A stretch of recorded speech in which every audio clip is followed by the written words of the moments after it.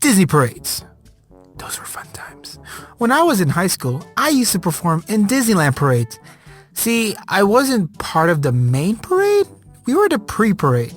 And yes, I know it's not the same, but still, it's still great and it looks good on resumes. Now tell me, one interesting fact about you. I used to be a Disneyland parade performer. We performed under the same company that holds the dance conventions that I used to talk about, GDN. So, how it works is that we got dropped off at the hotel, we get settled in, and then we have a big rehearsal that night for 3 hours. We finish and go to bed. Next day, we wake up, get costumes, hair and makeup ready for today's performance, and leave for the parks. You then sit in traffic for 10 minutes, but it's okay, because you have about an hour and 30 minutes until meetup time. You turn into the parking structure, and you see that they closed the parking structure. Okay, if we have any Disney cast members watching, why do you guys close the parking structures randomly? Like, what's the reason? You argue with the people who close the parking structures. We're performing in the parade. If we go to Toy Story, we're not going to make our call time. They just told us to come over here. Then they tell you to drive to Toy Story parking lot nicely. That's another 20 minutes in traffic. When you arrive, you then park your car and get off and line up for the buses. You wait for 10 minutes and you get on. 5 minutes in, you finally arrive at Disneyland. But you forgot you have to wait in a security line. That's another 10 minutes. You finally get across the security line and you realize you still need to get your Disneyland tickets from your dance director and wait in the entrance lines. That's another 10 minutes. You finally enter the park and you start sprinting to Toontown, where we were meeting, because it was 5 minutes until designated meet time. And if you have been to Disneyland, California, you know very well that from entrance to Toontown takes more than 5 minutes if you're just casually walking.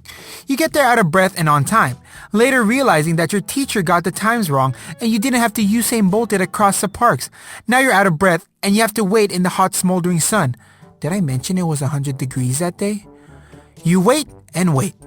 And you see your lying dance teacher emerge from the crowd, enjoying a nice, refreshing, cold Dole Whip. But you will get your revenge sooner or later. The cast members takes you in and you start to get ready for the parade. They warm you up by doing some practice runs around the big dance studio that they have.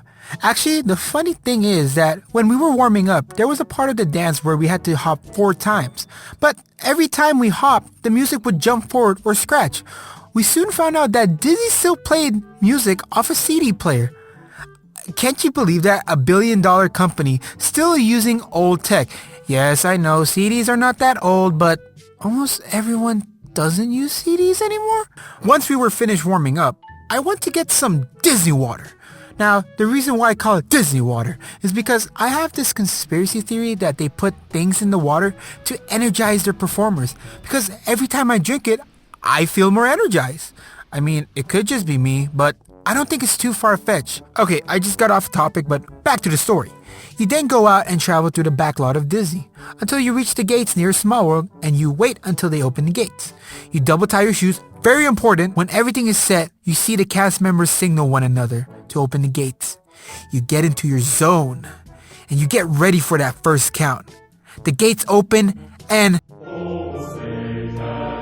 It was the wrong song, by the way. Okay, this was the first time I've seen Disney mess up this big. So, they were having a flag ceremony at Main Street, USA, and they were supposed to play the national anthem there, but for some reason, they got the songs mixed up with ours. The song that we were dancing to was, the one at Teen Beach Movie, the one that goes, cruising for a bruise. I mean, we were professional about it. We were still dancing, even though it was to the tune of the national anthem. Luckily, they fixed it and we had a successful parade. This was your last warning. You know what has to be done. Now, dancing in a Disney parade was one of my biggest dreams. I remember as a kid, me and my 2 sisters would pretend to be in a Disney parade. We would be on our roller skates and have Disney music playing in the background. But let me tell you something, nothing prepared me for the physical part. Because if you do not have the stamina for this, you can honestly just easily collapse from exhaustion. And you have to do it to the expectation of Disney.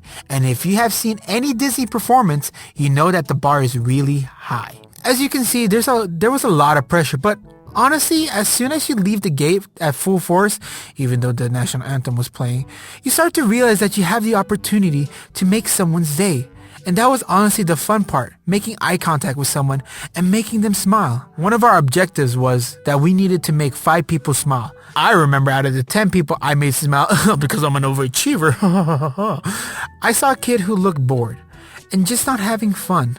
Luckily, there was a part of the routine where we got to do any pose we wanted. So I did some cool poses and pointed at him and smiled at him. Just like that, his bored face turned into a smile. And I still remember that interaction till this day. It's funny how a simple interaction can easily change someone's mood for the better.